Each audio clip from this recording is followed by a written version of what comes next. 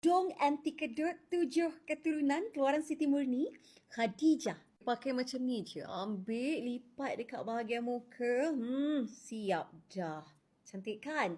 Ni nama dia koleksi Khadijah tudung Siti Murni. Cantik sangat-sangat. Saya paling suka koleksi ni sebabnya dia tak perlu nak iron langsung. Tak perlu. Okey, saya nak tunjuk color-color yang ada sebab kita dah restock koleksi Khadijah. Banyak color-color baru yang cantik. Ni saya gumpal je sebab tak perlu nak iron. Okey, macam saya pakai ni color apa ya? Kejap ya. Okey, ini color coffee brown. Cantik kan color dia kan? Okey, color baru ada lagi. Ni nama dia green tea, tak salah saya. Ini green tea ni pun cantik. Nanti saya pakai dalam another video Sebab tudung ni fabric dia lembut je. Kalau letak dekat bahu macam ni, awak tengok nampak dia tak menggelembung sebab fabric dia memang sangat best lah. Okey, ini Wisteria Purple ada, ni cantik juga.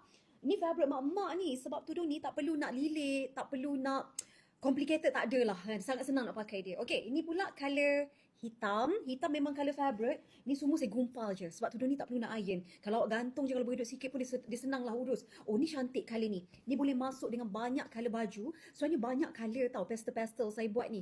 Vanilla oat ada. Ini macam-macam color lah. Semua color Allahu Akbar. Semua color Allahu Akbar. Kejut aku.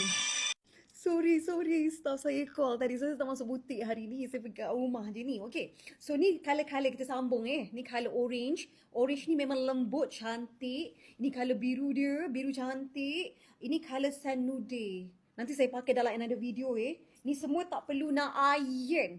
Tudung anti kedut 7 keturunan keluaran Siti Murni, Khadijah. Dah ada dah. Pergi dapatkan.